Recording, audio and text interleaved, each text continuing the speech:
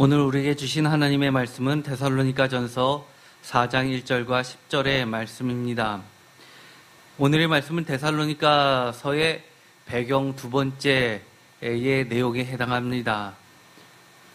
맨 처음 데살로니가전서를 설교하면서 배경에 대해서 설교 중간에 나눈 적이 있습니다. 그 부분만 제가 따로 떼서 편집해서 다시 한번 올려드리도록 하겠습니다. 오늘은 거기서 소개되지 않았던 이야기들을 중심으로 또 말씀을 나누고자 합니다. 오늘의 제목을 다 함께 읽어보도록 하겠습니다. 바울과 실라의 첫 번째 문서 선교 데살로니가 전서 더욱 많이 힘쓰라. 아멘.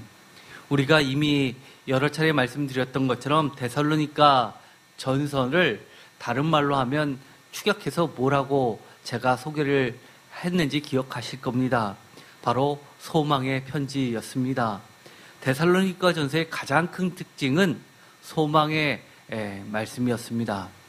그 소망의 구체적인 것은 다름 아닌 예수 그리스도께서 강림하실 때의 그 구원의 확신에 대해서 소망을 주고 있습니다. 특별히 데살로니가 전서에는 죽은 자들의 우리보다 먼저 주님을 믿고 신앙의 선배가 되었지만 주님 안에서 자는 자, 먼저 죽은 자들이 주님께서 강림하실 때 함께 부활하여 온다라는 주님과 함께 온다라는 그 소망을 이야기합니다.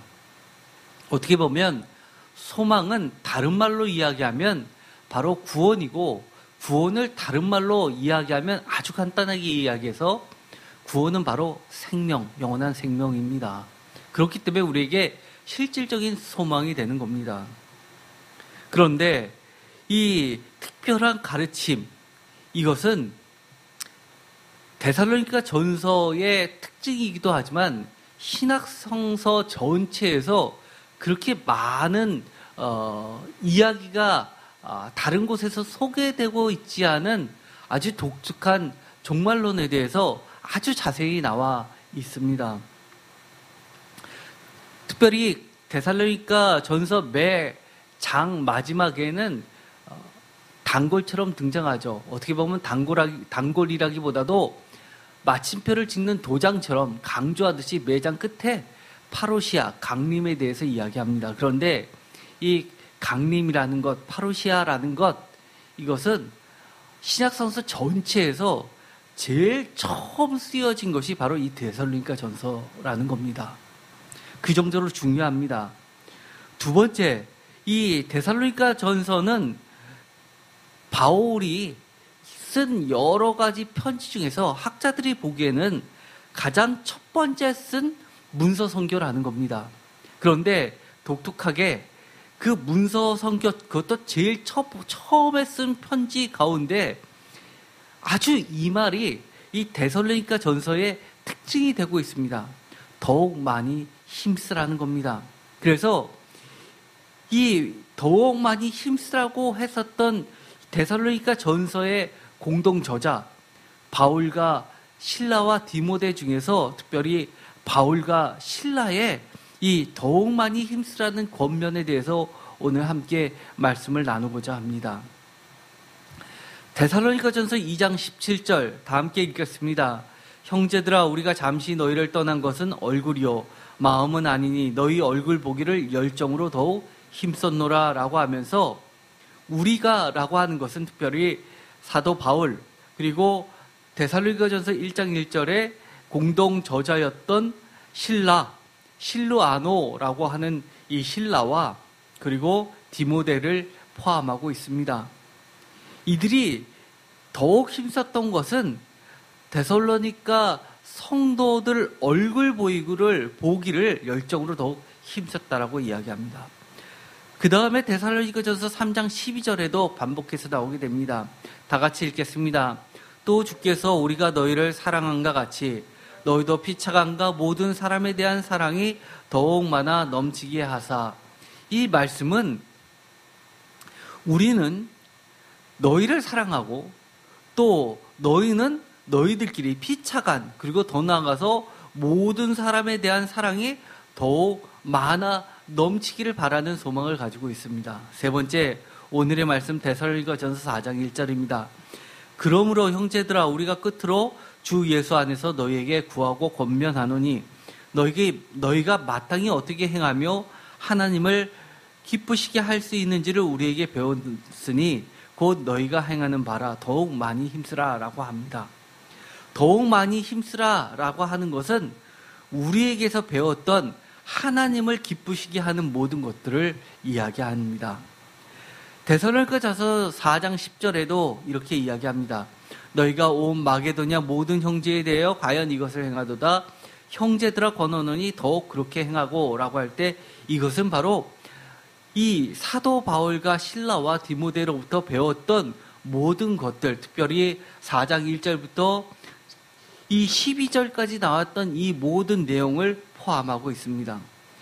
또 데살로니가 후서 1장 3절에는 형제들아 우리가 너희를 위하여 항상 하나님께 감사할지니 이것이 당연함은 너희 믿음이 더욱 자라고 너희가 다 각기 서로 사랑함이 풍성함이니라고 이야기하면서 이것이 믿음이 멈추지 않고 계속해서 자라나기를 더욱 권면하고 격려하고 있는 것입니다.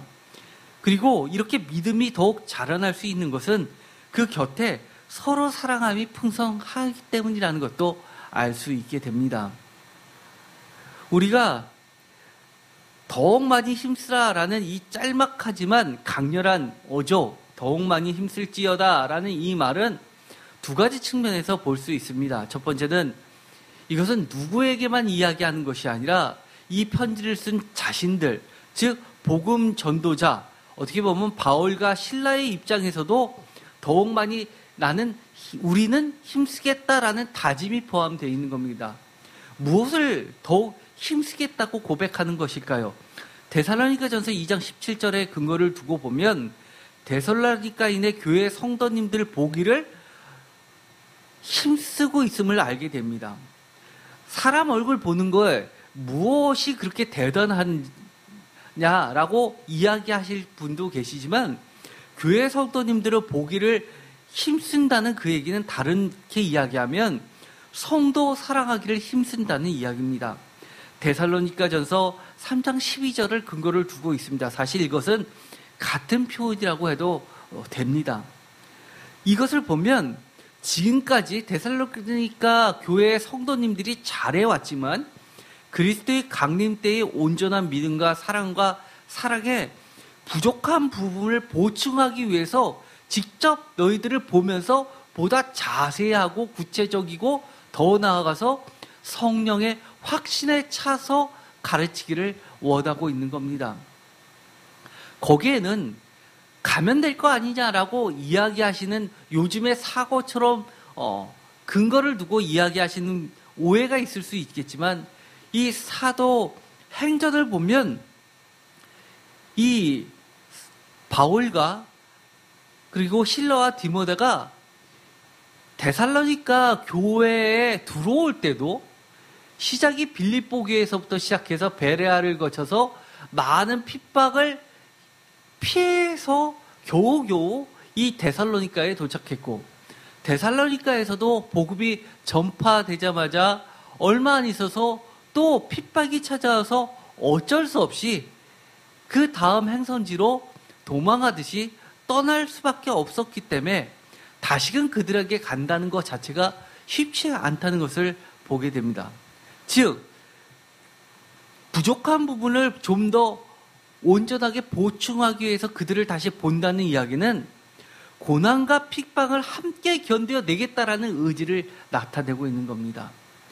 이것은 제가 나중에 기회가 되면 조금 더 말씀을 드리겠지만 사도 바울의 사도권과 관련되어 있었을 것으로 추정할 수 있습니다. 왜냐하면 우리가 1세기 말 2세기 초에 그런 역사 기록문들을 보면 특히 폴리캅의 서신들을 보게 되면 우리가 잘 알고 있듯이 그 박해가 워낙 심하기 때문에 다시 그곳에 선다라고 하면은 이 순교를 해야 되는 최후의 순간이 기다리고 있다는 것을 전제하고 있습니다. 그렇기 때문에 내가 너희들을 다시 보기를 열정으로 힘쓴다라는 그 이야기는 어떠한 고난과 핍박도 너희들만 견뎌라라고 하는 게 아니라 함께 나가겠다는 의지를 포함하고 있습니다. 거기다가 이 당시보다도 조금 한 200년이 지나고 나서는 여러분이 저번에 말씀을 들었던 것처럼 변절자라는 그리고 또 고백자라는 논란이 있었던 것을 알게 됩니다. 박해를 통해서 박해를 받다가 예수님을 증거하는 것을 부인하고 실패한 자들을 변절자라고 불렀고, 그리고 목숨을 걸고 고백을 함으로써 예수 그리스도를 시인함으로써 결국 순교에까지 가거나 아니면 심한 고난을 받아서 거의 죽게 돼서 내버려질 단계까지 간 사람들을 고백자라고 해서 사람들로부터, 성도로부터 높은 존경과 추앙을 받던 것을 보면 진짜 사도라면 고난과 핍박을 피해서 돌아다니는 것이 아니라 순교의 상황까지도 함께 견디어낼 정도의 믿음을 보여줘야 된다라는 이 사도권과도 직결되었을 것으로 볼 수 있는 겁니다. 그렇기 때문에 우리가 흔히 이야기해 사도권을 직접적으로 논쟁으로서 풀어나갔던 고린도 교회 외에는 사도권에 대해서 그렇게 직접적으로 언급한 것이 없다라고 하지만, 우리가 사도 바울의 서신들을 보면 계속해서 내가 어떻게 고난을 받았고 박해를 받고 동족의 위협을 무릅썼고 그리고 이방인의 위협에서 견뎠고, 이런 이야기를 매 편지마다 거의 하는 이유는 내가 이런 변절자가 아니라 고난과 핍박을 예수와의 고난에 동참하면서 그것을 견뎌내면서 이겨내면서 증거자로 예수님의 사도의 직분을 감당하고 있다라는 이 사도권의 문제하고도 연관되었다고 볼 수 있는 겁니다. 두 번째, 이 사도 바울과 실라가 그 입장에서 힘썼다는 것은 바로 복음 전도를 힘썼다는 이야기입니다. 그런데 우리가 사도 행전을 보면 특별히 이 데살로니가 교회에 전도를 할 때 어떻게 했냐 하면 말씀의 뜻을 풀어서 가르치는 것으로 나오게 됩니다. 오늘날로 이해하면 예를 들어서 강론이라든지 주해라든지 이런 것들이 될 것입니다. 단순히 어떤 단어 하나를 가지고 내가 갖고 있는 생각들을 꼬리물기식으로 쭉 열거하는 것이 아니라 성경책, 그 당시에 구약을 가지고 문장 하나하나 그 뜻 하나하나를 해석해주면서 이것이 바로 예수 그리스도임을 증명하는 성경 강론의 성격이라고 우리는 그것을 복음 전도라고 이해하는 게 보다 정확할 듯 합니다. 세 번째, 그들이 힘썼던 것은 바로 기도를 힘썼다는 이야기입니다. 특별히 오늘 데살로니가 전서에 보면 얼굴만 떨어져 있었지 영적으로는 마음으로는 항상 너희들과 가까이 함께하고 있었다라는 것을 강조하고 있기 때문입니다. 네 번째, 이 복음 전도자의 입장에서 계속 힘쓰는 것은 바로 격려라는 겁니다. 더욱 그렇게 하라고 권면해 주는 것을 힘쓰고 있음을 보게 됩니다. 반면 데살로니가인의 교회의 성도의 입장에서 보면 과연 무엇을 힘써야 할까요? 첫 번째, 복음에 대한 열정입니다. 즉 사도 바울 보기를 우리가 너희를 보기를 간절히 원하는 것처럼 너희도 우리 보기를 원했다라는 이야기를 통해서 단순히 인간적 관계를 쌓기 위해서 바울을 만나고자 했던 게 아니라는 것을 우리는 알게 됩니다. 이것은 복음에 대한 열정을 더욱 열심히 하겠다는 뜻입니다. 즉 그들 혼자서 말씀을 지금까지 배워왔지만 그것을 근거로 해서 말씀을 풀어나가기에는 너무나 모르는 것이 많았고, 그것들에 대해서 조금 더 알고 싶어 했기 때문에 그것을 바로 가르쳐주는 이 참된 교사 바울과 실러와 디모데를 강력하게 보고 싶어 했다라는 것은 다른 말로 이야기하면 복음에 대한 열정입니다. 여러분들께서 이 새인교회에 아무리 힘들어도 이 대면 예배에 나오시는 게 무엇입니까? 사실 비대면 동영상으로 1시간씩 설교를 듣기 무척 어렵죠. 듣다 보면 앞에 했던 말이 금방 잊어먹게 되고 잘 이해가 되지 않습니다. 그런데 놀랍게도 대면 예배를 통해서 같이 우리가 성경을 풀어나가면 다 이해는 못하더라도 쉽게 더 이해가 되고 나중에 다 이해가 안 됐던 분이라도 동영상을 통해서 보면 그때 이 말이 이거였지라고 부분 반복해서 볼 수 있고 결국은 온전한 이해까지 나아갈 수 있습니다. 그것이 바로 함께 예배드릴 때 특별히 성령님께서 더 역사하시는 성령의 교통하심이 더욱 넘치는 게 교회이기 때문입니다. 그리고 이 데살로니가인의 교회의 성도들의 입장에 봤을 때 더욱 열심히 행하는 그 두 번째는 피차 간의 서로 사랑입니다. 세 번째는 모든 외인에 대한 사랑과 복음을 위탁받은 성도의 절제와 근신입니다. 여기서 4장 1절부터 12절까지 더욱 그렇게 행하고라는 이 10절의 하반절의 말씀은 지금까지 너희들이 권면받았고 또 배운 거를 계속해서 더욱 그렇게 힘쓰라라고 하는데 그 중간중간에 보면 여러 가지 이방인의 삶 가운데서는 전혀 이상하지 않고 늘 해왔던 일들이 소개되고 있습니다.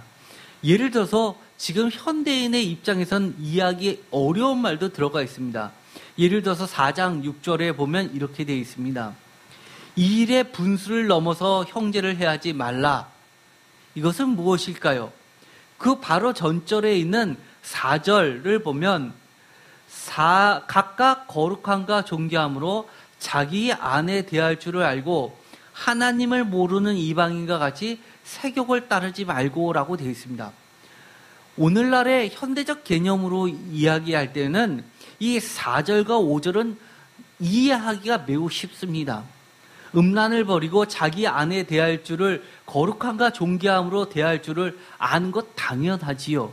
그런데 21세기라 하더라도 조금만 벗어나면 이것은 이해하기 어려운 말이 될 수도 있습니다. 예를 들어서 저도 케냐와 탄자니아 선교여행을 가봤지만 제가 아주 사랑하는 지동호 선교사님이 그 케냐에서 선교 활동을 하는데 본인이 선교 활동을 하면서 어려웠던 일을 이야기하는데 이런 말씀을 하는 것이 아직까지도 잊혀지지 않습니다. 자신들이 가르쳤던 제자들 중에 어느 정도 이 신앙이 자라면 전도사로 세워서 성경 말씀을 외우게 해서 그리고 나서 또 자기들이 가지 못하는 먼 이 마사이족 마을로 파송을 한다고 합니다. 그런데 그런 전도사 중에 한 명이 자기의 아내가 있는데도 불구하고 아주 앳된 우리나라로 치면 고등학생 정도 나이 되는 거기서는 뭐 14살만 넘으면 시집을 갈 수 있고 아기를 낳을 수 있으니까요. 그런데 고등학생 정도 되는 이 아주 어린 처녀를 보고 아내로 살고 싶어 했다고 합니다. 그래서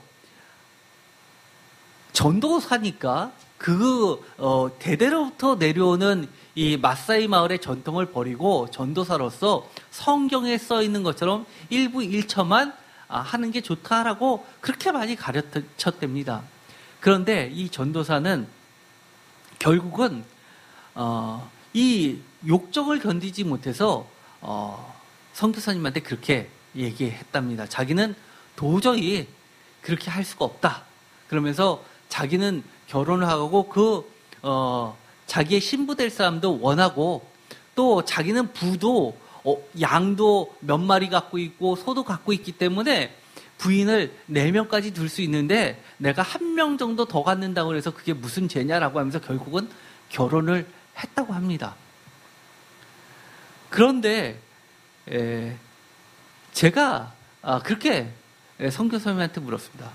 왜 끝까지 말리지 못했냐라고 하니까 거기서는 그게 바꾸기가 일부 일처리로 바꾸는 게 보통 어려운 일이 아니라고 합니다. 결국은 그걸 심하게 하면 이 친구가 완전히 주님을 떠날 것으로 예견되기 때문에 더 이상 밀어붙이지 못했다고 합니다. 같은 21세기라도 이렇습니다. 그런데 2000년 전에 이 로마 시대를 상상해 보면 이것은 특별히 다른 지역보다도 데살로니가라는 이 지역은 그리스 때부터 유명한 지역이었고 번화가였고 또 로마의 속국이 된 이후부터는 자치구가 되고 더 나아가서 데살로니가 전체 지역에서 아주 정치적 군사적으로 중요한 위치를 차지하고 있었기 때문에 그리고 로마의 신들 중에서 이 바쿠스 같은 신들을 섬겨왔던 이 신전이 있었기 때문에 굉장히 성적 문란이 지배적인 문화였다는 겁니다. 특별히 이것은 단순히 어떤 불륜으로 인식이 되지 않고 그 문화를 하나로 연결시켜주고 데살로니가 사람들을 하나의 연합해 줄 수 있는 정체성을 깨우쳐주는 문화로 이야기되었기 때문에 그들로서는 전혀 이 단순한 아내를 떠나서 이 세경을 품는 것이 우리가 지금 생각하는 간음의 개념하고는 약간 차원이 다른 이야기가 될 수 있습니다. 거기다가 이 일의 분수를 넘어서 이방인과 같이 형제를 해하지 말라라는 것은 교인들 중에서도 자기가 마음에 품은 저 여인을 부인으로 삼기 위해서 이미 결혼관계가 있는 사람인데도 불구하고 여러 가지 상대방을 모함하거나 아니면 감옥에 가게 하거나 채무를 이용해서 그 사람의 아내를 빼앗아서 자기의 부인으로 삼는 일, 합법이라는 틀을 이용해서 그렇게 자신의 욕망을 채우는 일이 발생했었다고 보는 겁니다. 그래서 이 일의 분수를 넘어서 형제를 해하지 말라라는 것은 지금의 21세기 한국의 개념으로는 굉장히 사회적 지탄을 받을 수 있지만 이 당시에는 그리스도의 문화와 로마의 문화하고의 충돌이라고도 충분히 볼 수 있는 겁니다. 어쨌든 간에 여기서는 이 데살로니가인의 교회 성도들의 입장에서는 그들이 익숙해왔던 사회 문화에서 벗어나서 그리스도의 옷을 입고 그리스도인으로 새롭게 태어난 하늘나라의 시민으로서는 분명히 끊어야 되는 새로운 정체성의 문제이기도 합니다. 네 번째, 복음을 향한 기도와 사도 바울 무리, 여기서 무리라고 한 것은 우리로 칭해지는 복수의 목회자나 전도자들을 가리키기 때문에 제가 무리라고 복수라고 이야기했습니다. 신학적으로는 윗섹션이라는 우리라는 용어를 써서 표현을 하고 있는 전도단 같은 형태를 취하고 있습니다. 이런 바울 무리들을 위한 기도를 끊임없이 하는데 열정을 가지라는 겁니다. 더욱 힘쓰라는 겁니다. 그래서 이 세임교회에서 대표 기도를 하면 담임 목사를 위해서 기도를 해주시는 거 참 감사합니다. 그런데 이것은 매우 오래된 전통이기도 합니다. 여러분들도 끊임없이 세임교회와 저를 위해서도 기도해 주시기 바랍니다. 다른 것을 위하는 것이 아니라 말씀에서 벗어나지 않게 하나님의 말씀은 이해관계와 관계없이 올바로 전할 수 있게 계속해서 기도해 주십시오. 그리고 제가 변질돼서 여러분의 비위를 바치는 목회자가 아니라 여러분이 싫은 소리라 하더라도 하나님을 기쁘시게 하는 것이라면 가감하지 않고 솔직하게 전달해 줄 수 있는 그런 목회자가 되도록 기도해 주시기 바랍니다.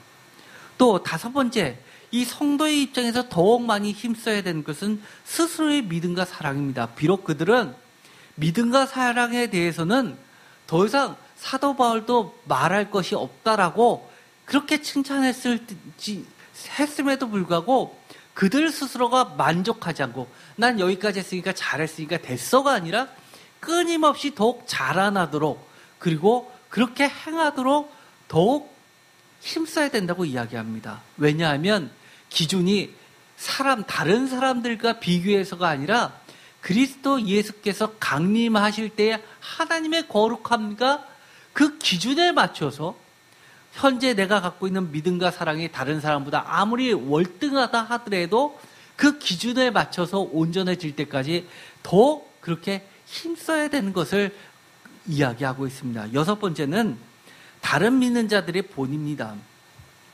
많은 분들이 사실은 이것에 대해서 약합니다. 내 신앙 지키기에만 급급하신 경우가 대부분이죠. 그런데 이 데살로니가인의 교회의 성도들은 언제나 바울이 그리스도께서 강림하실 때 우리의 자랑이 무엇이냐, 우리의 영광이 무엇이냐 했을 때 바로 여러분들입니다라고 고백했을 정도로 다른 믿는 자들의 본이 되었습니다. 그런데 이 본이 계속해서 되달라고 이야기하는 겁니다. 왜요? 가르침을 받은 바 그대로 더욱 많이 행할 수 있게 되기를 바라는 겁니다. 여덟 번째, 그리스도 강림하실 때 온전히 중요한 건 보존되는 성도의 거룩함입니다. 우리가 라떼라고 하죠. 옛날에 내가 신앙 좋았을 때를 늘 머리에 박아두고 사시는 분 계십니다. 그러다 보니까 어느덧 내가 지금 어떻게 내 신앙이 달라지고 정체되어 있는지 그리고 변질되었는지는 제대로 보지 못하는 경우가 있습니다. 우리가 온전히 보존돼야 됩니다. 언제까지요? 그리스도께서 강림하실 때. 아홉 번째, 특별히 데살로니가 교인들이 열심히 그렇게 더욱 힘썼던 것은 특별히 주 안에서 먼저 죽은 자들에 대한 소망의 확신과 위로입니다. 이것은 편지를 통해서 보면 사도 바울이 데살로니가 교회에 함께 있었을 때는 주의 강림에 대해서는 얘기를 들은 듯 합니다. 그런데 먼저 죽은 자들에 대해서는 어떠한 소망과 위로가 있는지는 이 편지들을 통해서 비로소 등장하기 때문입니다. 이것은 어떻게 보면 새로운 가르침이라고 할 수도 있겠지만 어떤 새로운이 아니라 이미 가르쳐진 것에서 진일보한 더 깊이 들어간 내용이라고 하는 것이 더 적합해 보일 듯합니다. 여기서 중요한 것은 사도 바울의 강조점이 이겁니다. 이만하면 잘했다가 아니라 지금까지 더 할 말 없을 정도로 잘했으니 더욱 많이 힘쓰라는 겁니다. 이 공동 저자인 실라, 이것은 아람어식 애칭일 것으로 추정하고 있습니다. 로마식으로 이름하면 실로아노입니다.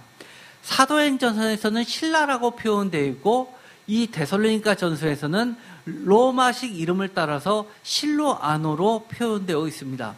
왜냐하면 이 데살로니가인의 교회는 주로 이방인, 로마의 시민들로 구성되어 있기 때문에 실라보다는 실로아노가 보다 그들에게 익숙한 이름이었을 것으로 보여지기 때문입니다. 그런데 이 실라를 보면은 참 재미난 게 있습니다. 이 실라는 어떤 인물이냐면 사도행전을 통해서 보면 한계를 정해놓지 않은 열정 복음에 예루살렘 교회에서 직파송한, 이것이 중요한 겁니다. 예루살렘 교회에서 직파송한 로마 시민권을 가진 이방 지역 전도자 실라라는 겁니다. 사도 바울하고 차이점이 뭐죠? 예루살렘에서 파송된 것이 아니라 이 사도 바울은 안디옥 교회로부터 파송을 받습니다. 그런데 안디옥 교회는 어디에 지도를 받습니까? 예루살렘의 감독과 지도를 받았습니다. 어떻게 보면 이 안디옥 교회를 치리할 수 있는 권한을 가진 자가 바로 로마 시민권을 가진 예루살렘에서 파송된 이 복음 전도자 실로아노였습니다. 이것은 실로아노는 데살로니가 전후서의 공동 저자 및 고린도후서의 주요 공헌자로 기록이 되어 있는데, 이 인물은 베드로 후서에서 등장하는 이 실로아노와 동명이인으로 추정이 되고 있습니다. 고린도후서 1장 19절, 우리 곧 나와 실로아노와 디모데로 말미암아 너희 가운데 전파된 하나님의 아들 예수 그리스도는 예하고 아니함이 되지 아니하셨으니 그에게는 예만 되었느니라. 여기서 실로아노, 신라가 등장합니다. 데살로니가전서 1장 1절, 바울과 실로아노와 디모데는 하나님 아버지와 주 예수 그리스도 안에 있는 데살로니가인의 교회에 편지하노니 은혜와 평강이 너에게 있을지어다. 데살로니가 후서 1장 1절, 바울과 실로아노와 디모데는 하나님 우리 아버지와 주 예수 그리스도 안에 있는 데살로니가인의 교회에 편지하노라. 여기서 실로아노, 신라가 디모데보다는 앞에 놓여 있게 됩니다. 나이상으로도 실로아노가 위이지만 권위면에서도 상당히 위라는 것을 알 수 있습니다. 디모데는 바울의 아들뻘되기 때문에 매우 어린 자라고 볼 수 있죠.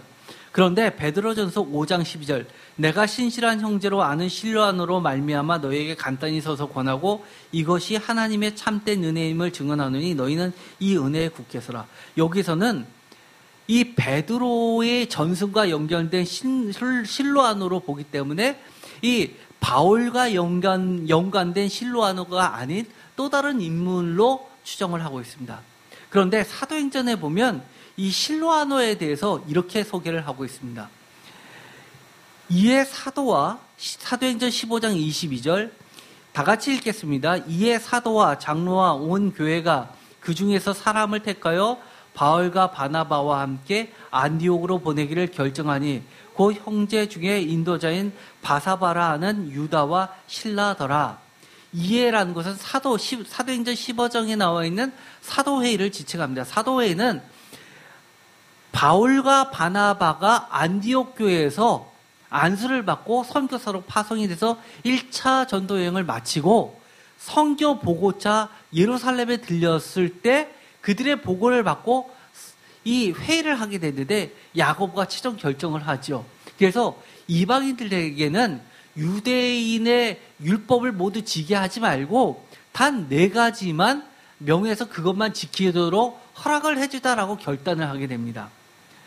그리고 그 편에 편지를 붙여 이르되 사도와 장로된 형제들은 안디옥과 수리아와 길리기아에 있는 이방인 형제들에게 문안하노니, 이 안디옥, 수리아, 길리기아는 1차 전도에 관련된 이야기들입니다. 24절, 들은즉 우리 가운데서 어떤 사람들이 우리의 지시도 없이 나가서 말로 너희를 괴롭게 하고 마음을 혼란하게 한다 하기로. 이것은 이들이 전한 그리스도라는 이 복음이 유대계의 여러 율법을 훼손시키고 있다라는 논란으로서 복음을 방해하고 있다는 겁니다. 26절, 표준세 번역을 읽으면 이렇습니다. 바나바와 바울은 우리 주 예수 그리스도의 이름을 위해서 자기 목숨을 내놓은 사람들입니다. 바울과 바나바는 자기 목숨을 그리스도의 이름을 위하여 내놓은 사람들이라는 겁니다. 그런데 그 다음에 27절에 신라를 바로 하고 있다는 것에 대해서 이 말은 안 하지만 유도와 신라도 어떤 사람들이라는 겁니까? 바나바와 바울처럼 우리 주 예수 그리스도의 이름을 위해서 자기의 목숨을 내놓을 줄 아는 사람 중에서 뽑은 겁니다. 27절 다 같이 읽겠습니다. 그리하여 유다와 신라를 보내니 그들도 이 일을 말로 전하리라. 또 우리가 유다와 신라를 보내니 그들이 이 일을 직접 말로 전할 것입니다. 그들이 이런 이방인 지역들을 가다 보면 유대인들의 회당에서 말씀을 전할 때 유대인들로부터 여러 가지 핍박이 오게 되고 당연히 자기의 목숨이 위태롭게 될 것이 뻔한데 그럴 위험에 놓여 있다 하더라도 직접 말로 예루살렘 교회를 대변해서 증거할 사람으로서 유다와 신라를 예루살렘 교회에서 뽑아서 보내는 겁니다. 28절 성령과 우리는 이 요긴한 것들 외에는 아무 짐도 너에게 지우지 아니하는 것이 옳은 줄 알았노니, 그러면서 중요한 것이 나오죠. 우상의 제물과 피와 목매어 죽인 것과 음행을 멀리할지라 이에 스스로 삼겸은 잘되리라 평안함을 원하노라 하였더라. 네 가지, 우상의 제물, 피, 목매어 죽인 것, 음행, 이 네 가지를 멀리하라는 것만을 규정으로 하고서 파송하게 됩니다. 문서도 주고 또 증인으로서도 함께 보내는 자 2명 중에 한 명이 바로 실루아노 실라라고 보게 됩니다. 그런데 사도행전 15장에 가면 또 재밌는 이야기가 있습니다. 바나바는 마가라는 요한도 데리고 가고자 하니 38절, 바울은 밤빌리아에서 자기들을 떠나 함께 일하러 가지 아니한 자를 데리고 가는 것이 옳지 않다 하여. 39절, 서로 심히 다투어 피차 갈라서니 바나바는 마가를 데리고 배 타고 구브로로 가고. 40절 다 같이 읽겠습니다. 바울은 신라를 택한 후에 형제들에게 주의 은혜에 부탁함을 받고 떠나 수리아와 길리기아로 다니며 교회들을 경고하게 하니라. 여기서 왜 갈라섰는지는 직접적으로 언급되어 있지 않으나 갈라지게 된 결정적인 이유는 하나님의 일과 이 위험성이 함께 동반되는데 거기에서 이 이견이 있었다는 얘기입니다. 그런데 바나바는 어떤 인물입니까? 위로의 아들이라고 칭하는 매우 착한 사람이었습니다. 그리고 바나바는 우리가 잘 알고 있는 것처럼 예루살렘 교회의 7 집사 중에 한 명입니다. 예수님의 12 제자 바로 그 밑에 높은 사람입니다. 그런데 그런 자, 더더욱이 바울이 처음 예수님을 믿었을 때 이 기독교인 공동체로 들어가지 못했을 때 이 바울을 소개시켜주고 그들과 융합될 수 있게 해준 사람이 누굽니까? 바나바였습니다. 무슨 권위로요?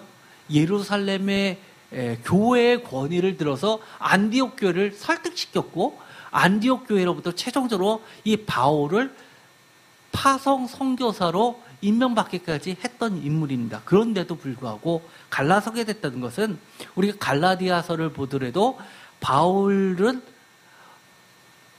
기독교적 유대교가 아니라 철저하게 유대교적 기독교가 아니라 철저하게 유대교적 기독교를 쓴 기독교. 그리고 바나바는 여전히 유대교적 기독교라기보다도 기독교적 유대교에 보다 가까운 인물로 비춰지게 되죠.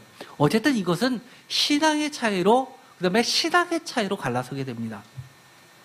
그런데 여기서 바울은 누구를 선택하게 됩니까? 바나바 대신 신라를 선택하게 됩니다. 그렇다는 이야기는 신라는 지금까지 어떤 것들에 대해서 바울이 함께 가도 좋겠다라고 했을 정도로 일치됐었냐? 첫 번째, 그리스도 예수의 복음을 위해서 목숨도 아까워하지 않았다는 점. 그것은 바나바도 마찬가지입니다. 마가 요한은 다르죠. 또 두 번째, 바나바에서 없었던 신라는 로마의 시민권자로서 이방인들에 대해서 보다 복음 전도에 적합하게 된 자입니다. 즉 예루살렘 교회에서 4개의 그 계명만을 지켜도 된다라는 확고한 신념을 갖고 있었던 인물로 보여지게 됩니다. 거기서 바나바와 신라는 갈라지게 되고 바울은 신라를 택한 후에 가게 됩니다. 어떤 분들은 그러실 겁니다. 그렇게 안 맞으면 바울이 안디옥 교회에서 파송받기 전에 혼자서 이 북갈라디아 쪽을 돌아다녔던 것처럼 그렇게 혼자 전도여행 가면 되지 않았느냐라고 이야기하신 분이 계실 겁니다. 그런데 이 1차 전도여행 때도 이 바나바를, 2차 전도여행부터는 신라를 함께 동행할 수밖에 없었던 현실적인 이유들이 충분히 있었을 겁니다. 성경에는 대놓고 쓰여 있지는 않지만 우리가 여러 가지를 보면 예루살렘 교회의 연관성에 주목할 필요가 있습니다. 예루살렘 교회에서 직접 파송한 파송자가 있다는 것은 사도 바울에 대해서 잘 모르는 자들도 마치 베드로가 위임했던 자다라는 식으로 예루살렘 교회로부터 직접 위임받은 자와 함께 대동하는 인물이니까 바울도 믿을 수 있다. 라는 그런 그 시대적 어떤 천인의 개념일 것으로 추정하게 됩니다.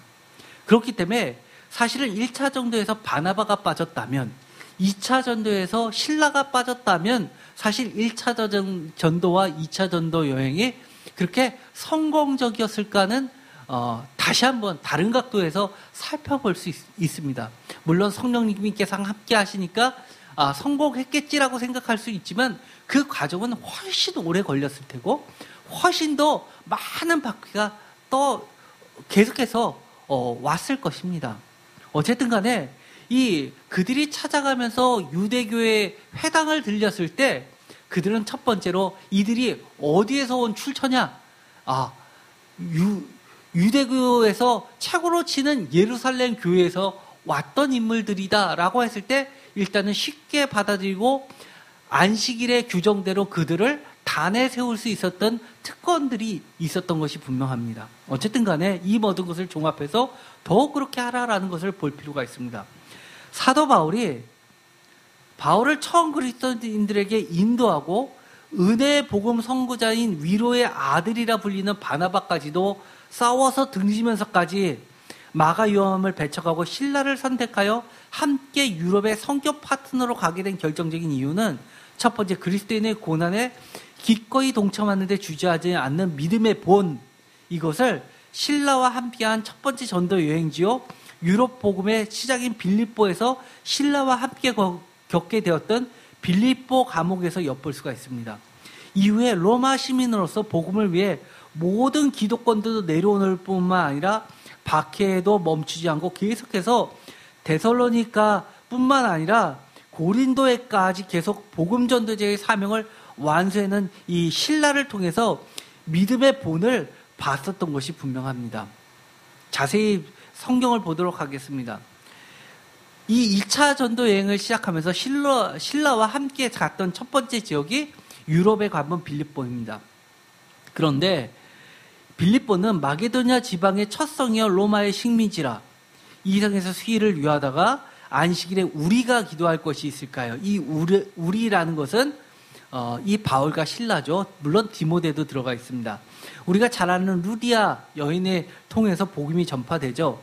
그런데 그곳에서 또 고난을 겪게 되죠. 그러자 이 바울과 신라를 잡습니다. 많이 친 후에 사도행전 16장 23절 옥에 가두고 간수에게 명하여 든든히 지키라 하니 24절 그가 이러한 명령을 받아 그들을 깊은 옥에 가두고 그 발을 착고에 든든히 채웠더니 25절 유명한 이야기가 나옵니다. 한밤중에 바울과 신라가 기도하고 하느님을 찬송하며 제수들이 듣더라. 이에 갑자기 큰 지진이 나서 옥토가 움직이고 문이 곧 다 열리면 모든 사람이 매인 것이 다 벗어진다. 우리가 아주 잘 알고 있는 내용입니다. 이때 함께 있던 자가 바울과 신라입니다. 그런데 생각해 보십시오. 로마 시민권자입니다. 우리가 바울만 로마 시민권자로 알고 있지만 바울처럼 로마 시민권자가 또 한 명이 있는데 그 유명한 바로 신라입니다. 그런데 이 신라도 거기서 붙잡혔을 때 내가 로마 시민권자 맞기 전에 그런 얘기를 하지 않습니다. 간단히 요약하자면 사도 바울뿐만 아니라 신라도 더욱 많이 열심으로 행한 자의 본을 보였습니다. 내가 로마 시민권자로서의 여러 가지 권위 그리고 예루살렘 교회로부터 온 여러 가지 특혜들을 모두 다 내려놓고 정말 복음을 위해서는 누구보다도 더욱 많이 열심으로 행한 자의 본을 보였다는 겁니다. 그래서 데살로니가인의 교회의 성도들에게도 자신 있고 확신에 차서 더욱 많이 힘쓰라고 가르치고 당당히 선포할 수 있었습니다. 예를 들어서 우리가 해외에 나가보면 특별히 미국의 초기에 이민교회 같은 데 가면은요 이민교회에 아주 지도자 역할을 하시는 분들이 계시죠.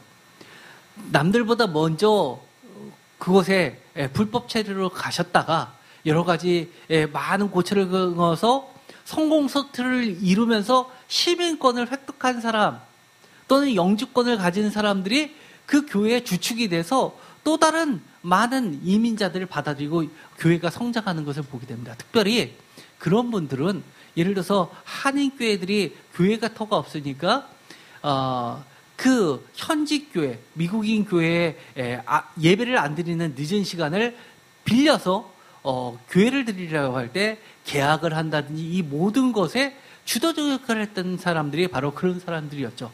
왜냐? 시민권자, 제도권 안에서 활동할 수 있는 범위가 굉장히 넓기 때문입니다. 데살로니가 교회는 기본적으로 로마 시민들입니다.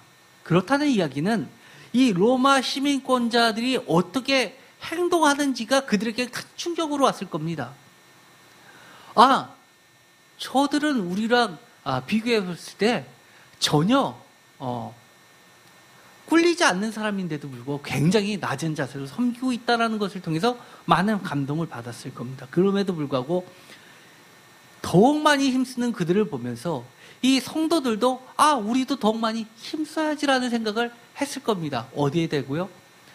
우리들도 저들처럼 복음 전도자가 돼서 누군가에게 복음을 전도할 때 더욱 많이 힘써야지. 내가 그리스도께서 강림하실 때 저들처럼 나도 더욱 많이 힘써야지라는 생각을 했을 겁니다. 간단히 요약하면 사도 바울뿐만 아니라 실라도 더욱 많이 열심으로 행한 자의 본을 보였기에 데살로니가인의 교회 성도들에게도 자신 있고 확신에 차서 더욱 많이 힘쓰라고 당당히 선포할 수 있었다는 겁니다. 특별히 데살로니가전서 1장 1절에 서신의 공동저자의 실로와 디모데는 특별히 2차 전도 여행에서 사도 바울이 상당히 많이 의지했던 동역자임이 곳곳에 드러나게 됩니다. 예를 들어서요. 데살로니가전서 1장 1절 바울과 실로아와 디모데는 공동저자고 2절에 우리가라고 해서 그들을 해서 반복해서 이야기합니다. 그런데 사도행전 18장 5절에 보면 이렇게 나와 있죠. 바울이 먼저 데살로니가를 떠납니다. 그리고 나중에 아데네까지 오게 되죠. 실로와 디모데가 마게도냐로부터 내려오매 바울이 하나님의 말씀에 붙잡혀 유대인들에게 예수는 그리스도라 밝히 증언하니. 이거 표준 세번역으로 읽어보면 이렇습니다. 실라와 디모데가 마게도냐에서 내려온 뒤로 바울은 오직 말씀을 전하는 일에만 힘을 쓰고 예수께서 그리스도이심을 유대 사람들에게 밝히 증언하였다. 즉, 이 실로와 디모데가 없었을 때의 말씀을 전하는 것과 바울이 실로와 디모데가 함께 합류함으로써 이제 위축되지 않고 오직 말씀을 전하는 일에 힘을 쓸 수 있게 될 정도로 그렇게 절대적으로 그리고 상대적으로 상당히 많이 복음에 의존할 수밖에 없었던 위치라는 것을 알게 됩니다. 혹시 우리가 신앙생활할 때 이러진 않나요? 이 정도면 됐어 라고 언제나 선을 그어놓고 신앙생활을 하고 있는 것은 없나요? 제가 목회자가 되기 전에 다 아시는 대로 송파구에서 가장 큰 교회를 다녔습니다. 거기 권사만 해도 얼마나 많이 있습니까? 회의를 하는데요.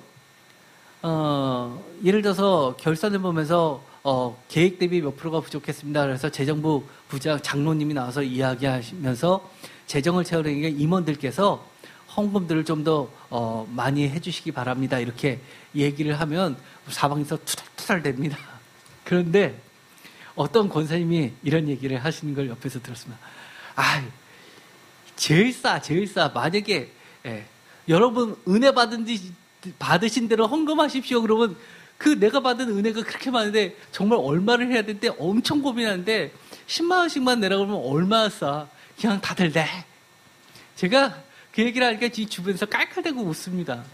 근데 한편으로는 저는 그 얘기를 읽고 나서 매우 속상했습니다. 그분은요, 물론 좋은 뜻에서 얘기했지만 우리가 신앙생활 할 때 항상 이렇게 생활하는 경우가 많습니다. 신앙생활을 많이 하시면 하실수록 헌금 낼 일이 많으시죠. 그러다 보니까 예를 들어서 주일헌금은 얼마 정해져 있고요. 그 다음에 절기 때 감사헌금 딱딱딱딱 정해져 있습니다.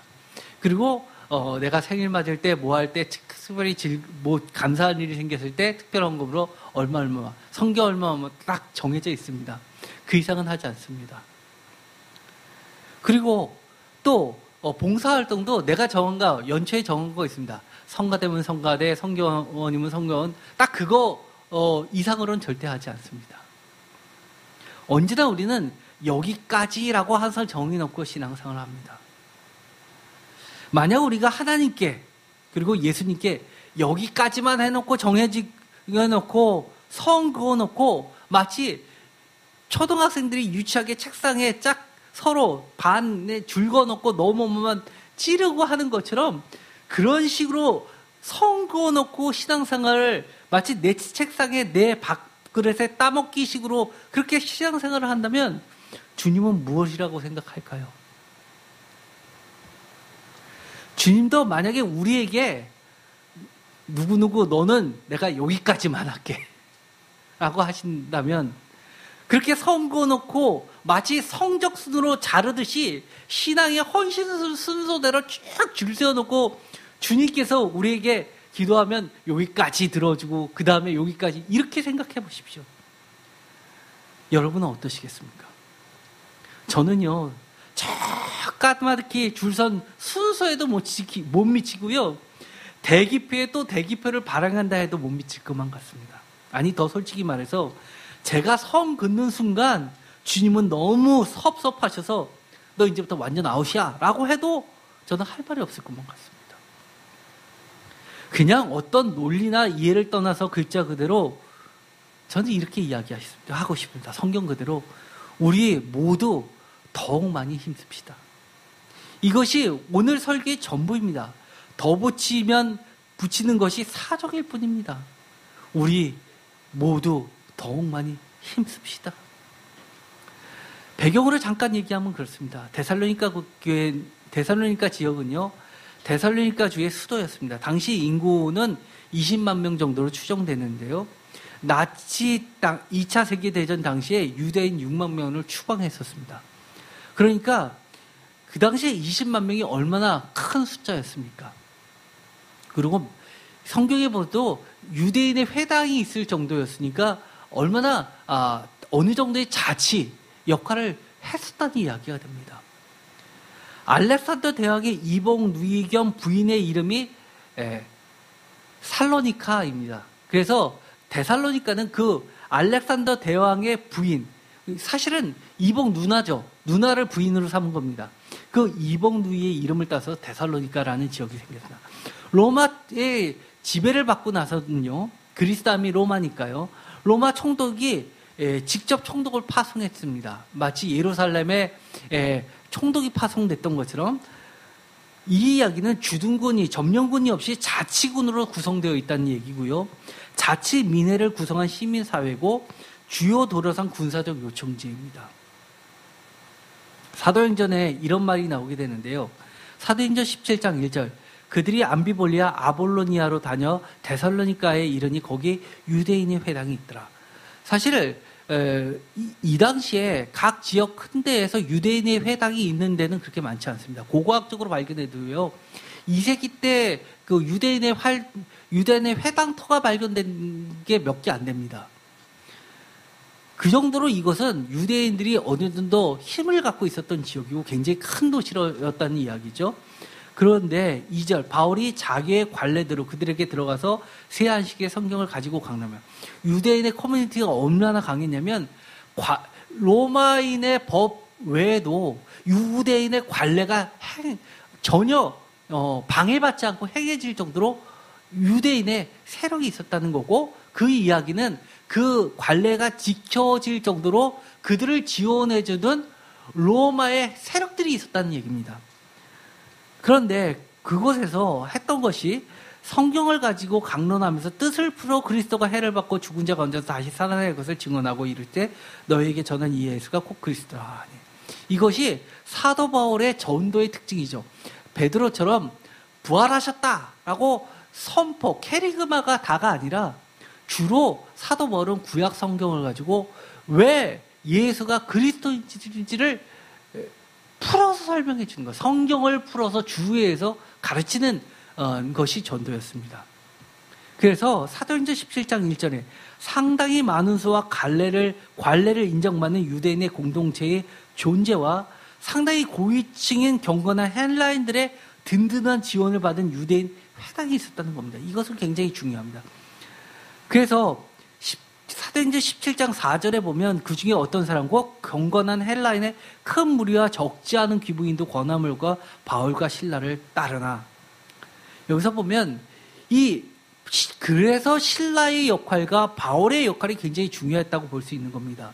그들이 예루살렘 교회로부터 파송된 그 실라의 덕분으로 유대인의 회당의 관례를 따라서 복음을 전할 기회가 생겼고, 그렇고 그뿐만 아니라 바울도 그렇고 실라도 로마인의 시민권을 갖고 있었기 때문에 경건한 헬라인이나 적지 않은 로마의 귀부인들로부터도 호감을 가지고 복음을 전할 수 있었다는 겁니다.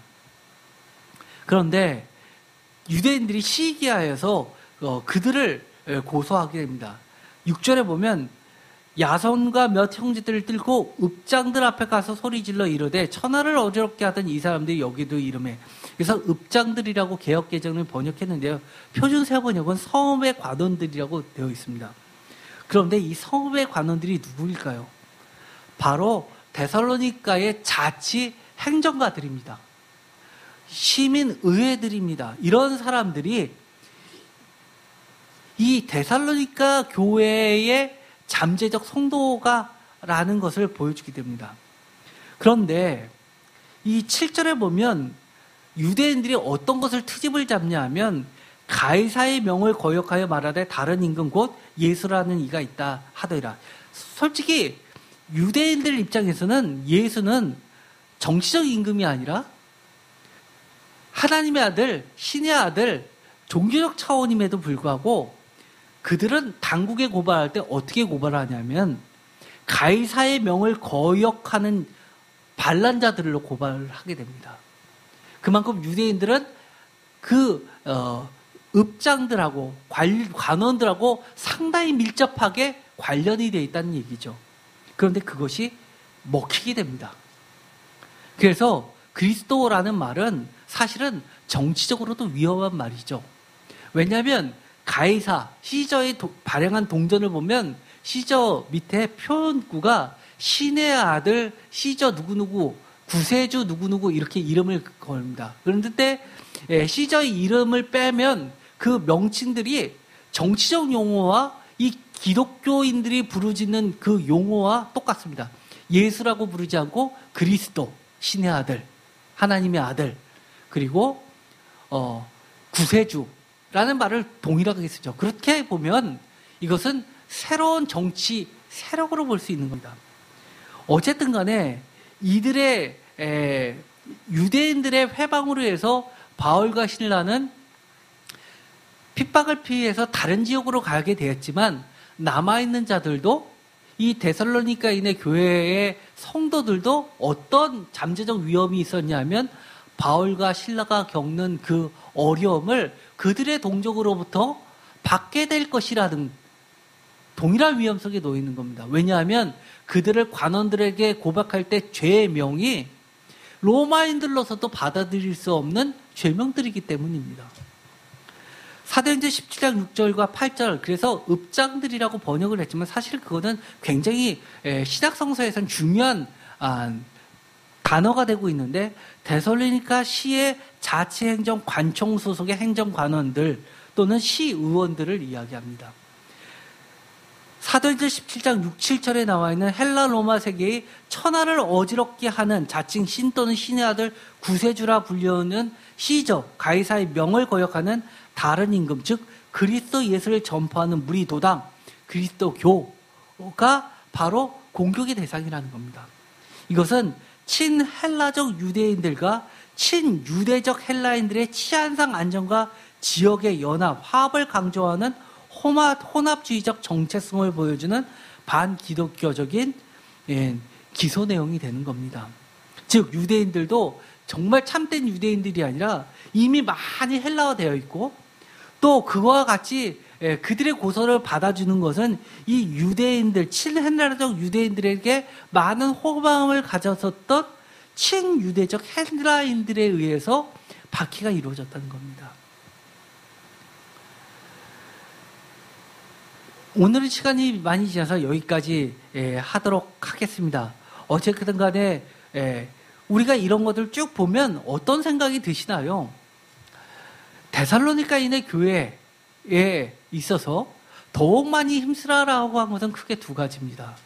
하나는 복음 전도자의 입장에서도 더욱 많이 힘쓰겠습니다라는 고백이고, 또 복음을 받아들인 데살로니가인의 교회 입장에서도 더욱 많이 힘쓰라라는 의무감이기도 하고, 그들 또한 우리도 같이 힘쓰겠다라는 아멘의 내용이기도 합니다. 왜 그럴 수 있었을까요? 바울과 실라는 그들에게 있어서 아주 생소한 이방인이 아니라는 겁니다. 그들도 자기네들처럼 로마 시민이면서도 기독교를, 그리스도를, 예수를 그리스도라고 받아들인 인물이고, 또 유대인의 동족으로부터 심한 박해를 받고 헬라화된 사회에서는 당당히 설 수 없는 자들이고, 그렇게 여러 가지 문화상으로도 부딪힐 수밖에 없는 담에도 불구하고 그 모든 것을 견디어내면서도 끝까지 더욱 힘쓴 자들입니다. 그렇기 때문에 그들이 했던 이 더욱 힘쓰라는 이 당부는 데살로니가인의 교회의 성도들에게서는 그저 울리는 메아리가 아닙니다. 우리도 그리스도 예수께서 강림하실 때 흠없이 우리도 온전히 보존되기를 더욱 힘쓰고 하나님의 기쁨이 되어지라는 그 힘씀의 내용입니다. 그들에게 있어서는 언제까지, 여기까지, 또는 이것까지는 우리가 세상에 사니까 로마의 법을 따라야 되니까 라는 선을 그어놓는 태도가 아닙니다. 여기서 보는 것처럼 이 이방인과 같이, 즉 로마 시민들처럼 하는 것들을 다 버리라는 것에 대해서도 그들은 동의하고 있는 겁니다. 여러분들은 신앙생활 할 때 예수님 믿으면서 어떻게 세상에서도 교회에서 이야기하는 대로 다 그렇게 따르면서 어떻게 신앙생활을 해? 라고 생각하신다면 저는 이렇게 이야기하고 싶습니다. 더욱 많이 힘쓰십시오. 특별히 지금 말복이 지났죠? 그리고 입추도 벌써 지났습니다. 조금 있으면 추수 때가 옵니다. 추수는 뭘 상징합니까? 예수 그리스도의 강림을 상징합니다. 8월이 되면 아주 힘들죠. 1년의 절반이 넘어섰습니다. 지칠 대로 지칩니다. 풀어질 대로 풀어집니다. 그때 저는 오늘의 말씀을 가지고 여러분에게 이렇게 이야기하고 싶습니다. 더욱 많이 힘쓰십시오. 더욱 많이 힘쓰십시오. 기도하고 마치겠습니다. 하나님 감사합니다. 바울과 실라가 스스로 본을 보여서 열정으로 더욱 많이 힘썼던 것처럼 우리도 주 예수 그리스도께서 강림하실 때까지 더욱 많이 힘쓸 수 있게 하여 주시옵소서. 예수 그리스도의 이름으로 기도드렸습니다. 아멘.